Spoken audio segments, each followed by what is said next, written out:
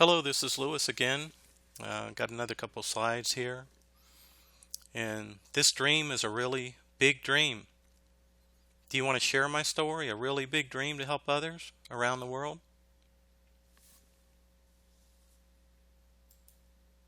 Will you help me today and into the future of time and destiny? I don't really know where to go from here. I feel like I've done my part. I put some thoughts into recording, into video. Maybe it's just to challenge you to do what you can in your local community. Maybe you have a small church. Maybe you have a large church. Maybe you have no church at all. Maybe you're not involved with the church at all. We all can change our world today. You can change your community. You know, as I look around, I live into a small community in Central Florida. When I look around, there is no shortage of homeless people and people that are hurting. Because I worked in that environment for 43 years, I can pretty much tell a con from the genuine. Some people think, you know what? People got themselves into this. Let them deal with it. What I found out from spending all that time at the ministry in South Florida, that you know what? Alcoholism has no respect of finances, of anything. Now, there's some people, yes, that are lazy, that have brought a lot of stuff on themselves. And there's some people through different circumstances have gotten themselves into alcoholism in a gradual process. I've known people from poor and uneducated to people that graduated from Yale and Harvard, very educated, that lost their wife and then later started drinking and became an alcoholic, then lost everything they had in their career and their home, and then checked in our program. Very, very, very successful people. With alcoholics, we found out it took 20, 30, 40 years before they even realized they had a real problem because it was such a gradual process. Plus, alcoholism was legal. You could buy beer and alcohol over the counter. So you didn't go to jail for it, not unless you had a DUI or DWI. Crack, on the other hand, and other drugs are illegal.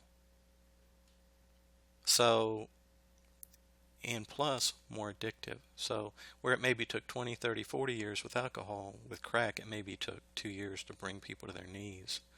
It was so addictive, and then they would steal stuff from their family or whatever to get money to hawk it at the shop to get money to buy another crack. So actually what it did is we found out that it brought people to their knees faster, and because of that, sometimes the wives and the children were still in the picture, and was able to recover. The person was able to recover and get back with their family and restore it at a younger age with the drugs, regardless of the circumstance. There's plenty of opportunity out there to help a lot of people. So hopefully this video will just encourage you what you can do. There's a lot of different ideas. I have some ideas. Most of my ideas are really very simple. Very, very, very, very, very simple. If you look on the internet today, you're going to see everybody and their brother trying to sell their goods and their services. And one way a lot of people do it is they have these webinars. They record these 2 and these 3-hour webinars, and then they play them over and over and over again like a live webinar, trying to sell their goods and services. They record it 2 to 3 hours, and they just replay it over and over and over again to make money. What if you could take that technology in whatever particular niche you wanted to help, like alcoholism, or a women's ministry, or unwed mothers, you fill in the blank, and you could go across the country, the United States, and across the world, and find the best of the best programs that are out there. If you're somebody out there with finances and money and you want to help develop the world and help other people, I'm just going to suggest a model here right now. You create an organization. You create a video team. You search out the best of the best of the best all over the United States. You get permission from the owners, board of directors, whoever in legal writing, whatever you need to do, and you record, create a video series of the teaching and the outlines of the principles that they use, and create a video series, something that somebody can, let's say they can log in, and then you have this training series of some of the best of the best of the best of the best that can be replicated all over the world. Then what you do is you recruit people of like-minded. In other words, somebody that wants to help in the women's ministry, you look for volunteers. Then you set up a program where they are mentored with the best of the best of the best founders and teachers, and they go to those programs and they're mentored, let's say for 6 months, a year. Then you take them out to another city,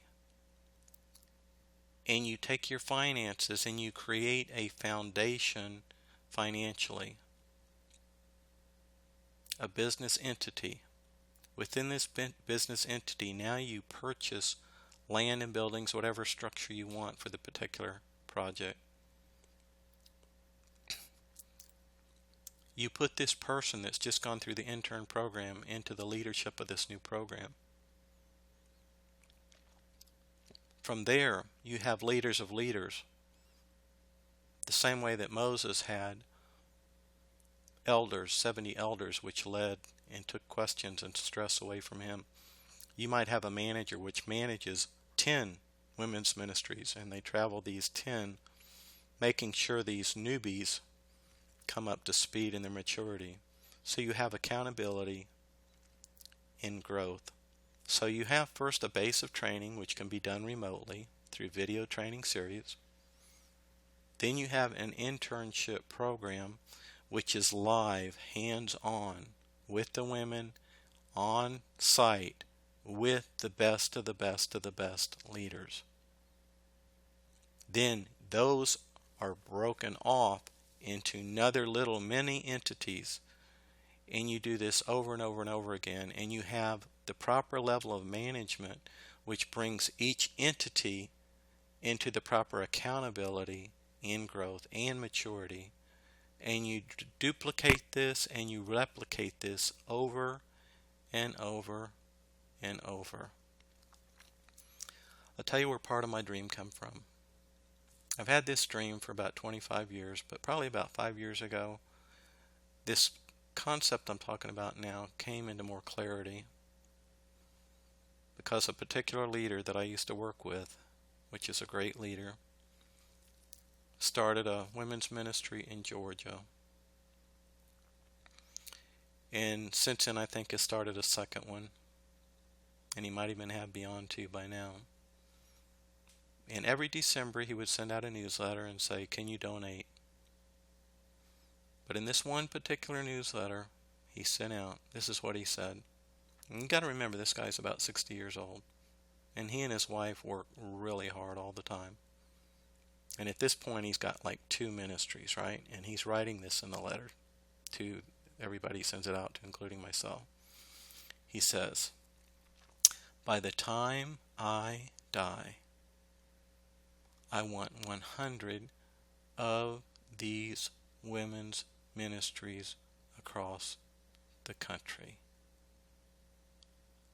Now, there's 50 states in the United States. 100 divided by 50 is 2. That would be an average of 2 women's ministry programs per state, not counting the other entities.